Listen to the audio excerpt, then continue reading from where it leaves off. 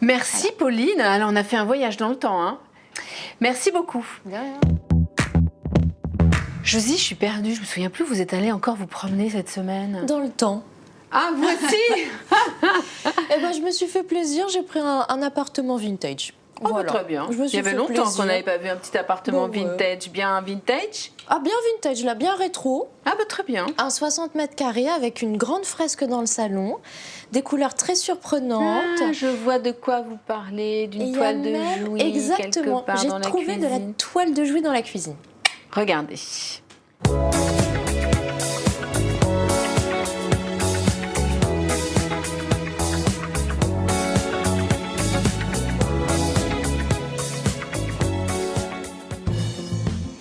Nous voici dans un appartement de 60 mètres carrés qui, comme vous le voyez, a un petit charme vintage qui est loin de me déplaire. Ici, tous les meubles sont anciens, quasiment tout a été chiné. Donc l'intérêt, c'est évidemment de vous montrer comment on fait pour avoir cette petite touche vintage dans son appartement, mais tout en restant dans quelque chose de personnel, hein, parce que l'idée, c'est pas de faire du copier-coller de ce qu'on voit partout ou d'avoir un effet catalogue. Alors, si vous voulez du vintage chez vous, moi je vous conseille déjà de choisir une période. Parce que si vous commencez à mixer des meubles, par exemple un canapé 70s, avec des lampes art déco, et puis d'autres mobiliers d'autres époques, ça risque de faire un peu bric-à-brac. Là, par exemple, on est parti sur le style années 50. Ce qui fait qu'on a des formes qui sont similaires, c'est plus doux. Et puis après, on peut s'amuser bien sûr à marier les couleurs, les matières, mais au moins, on a une unité, on a une base.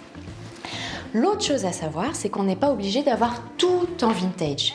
On peut tricher un peu du moment que ça se voit pas. Par exemple, là, le tapis en jute, en fait, il vient d'une grande marque de décoration qui est actuelle, qui coûte pas cher.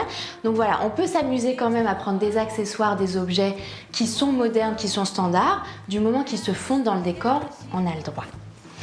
Et puis, pour évoquer le vintage, il faut bien sûr penser aux motifs. Il faut prendre des motifs anciens. Là, c'est le cas avec ce magnifique papier peint panoramique qui est super beau, je trouve, et qui fait un peu référence à une peinture flamande, vous voyez, à l'ancienne. Alors, dès qu'on a ça, ça va donner énormément de style au salon, donc il n'y a pas besoin d'en rajouter davantage, hein, ça suffit amplement. Donc des motifs anciens, mais l'important c'est aussi de prendre des motifs qui vous ressemblent. Là c'est le cas, en fait cette peinture de manière très subtile dans les paysages, les personnages, elle évoque les origines des propriétaires. Donc on est à la fois dans l'Orient et dans l'Occident. Et ça c'est très important parce que en fait, on est dans quelque chose de personnel qui a du sens. Parce que si vous prenez des motifs qui vous parlent pas forcément, de toute façon vous allez vous en lasser, au final ça va pas le faire. Donc ça c'est vraiment important de personnaliser la déco. Là c'est exactement ce que l'archi a fait ici avec les propriétaires. En amont il leur a envoyé un questionnaire pour leur poser plein de questions sur leur goût, mais pas forcément en déco. Et c'est comme ça que petit à petit on arrive à trouver du coup le papier peint qui leur correspond vraiment. Ensuite, on commence à décliner les couleurs. Bon, là, il n'y a pas de secret, du coup, on est parti des couleurs du papier peint pour choisir et accorder les couleurs du canapé, des fauteuils et du mur. Parce que vous remarquerez qu'on a peint aussi le mur d'un vert grisé. La référence est Mineral Grey. C'est super joli. Du coup, on a vraiment un décor complet. Donc, vous voyez, en fait, c'est tout un cheminement. C'est ça qui est intéressant. On passe maintenant au coin bureau. Suivez-moi. L'autre fil conducteur ici, c'est le bâti-peint. En fait, on en a partout dans l'appartement. Alors, le bâti-peint, c'est du contreplaqué de peint. L'avantage, c'est que ça coûte pas cher et puis c'est très joli parce qu'on voit les veinures du bois. Donc, tout ce qui est placard et rangement ici ont été faits sur mesure avec du bâti-peint. Donc, on a vraiment quelque chose de visuel, d'harmonieux. Regardez le bel ensemble qu'on a de bibliothèque faite sur mesure, le bureau qui se prolonge et aussi tout un coffre de rangement qui fait office de banquette. L'avantage de la banquette, c'est que comme c'est bas, ça n'encombre pas la vue, donc ça reste très discret. En même temps, on peut ranger des tonnes et des tonnes de choses, et puis on peut même s'asseoir dessus. Vous me suivez, on continue? Allez. Avant d'arriver à la chambre, on passe par le couloir vert olive. Couleur peu commune. Comment on a fait pour la trouver? Eh ben, on est parti du papier peint. Là, l'astuce, encore une fois, quand on ne sait pas quelle couleur choisir, c'est de partir du décor et de tisser toutes les couleurs dans l'appartement. Pour avoir un effet boîte, je vous conseille de faire comme ici, à savoir de peindre tout. Les portes, les murs, les plafonds, les plaintes, tout. On a vraiment cet effet coffrage. La chambre, On y va. La chambre où on retrouve notre bâti-pain sur tout le dressing qui a été fait sur mesure. Et regardez ce qui est très joli, c'est qu'on a fait en sorte que les veinures se suivent d'un tiroir à l'autre. C'est super esthétique, bon c'est aussi quand même très pratique. Et puis la bonne astuce c'est d'utiliser toute la hauteur sous plafond et on a même des petits placards au-dessus des portes.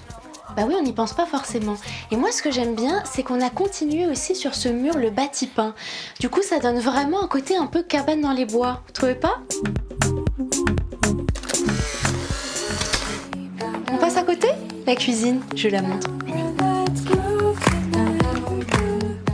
La cuisine. La cuisine qui a un petit look vintage avec la toile de Jouy. Alors la toile de Jouy dans une cuisine, c'est quand même assez surprenant. Moi, je trouve que c'est tellement charmant, ça a un côté tellement vieille France que c'est un vrai coup de cœur. Je dis oui. Mais alors, il n'y a pas que ça dans le vintage. On a aussi la vieille table de famille, on a la chaise cannée, belle ambiance vintage. On a aussi notre bâti-pain qu'on retrouve sur tout le mur. Et puis, côté couleur, on a du bleu outre-mer.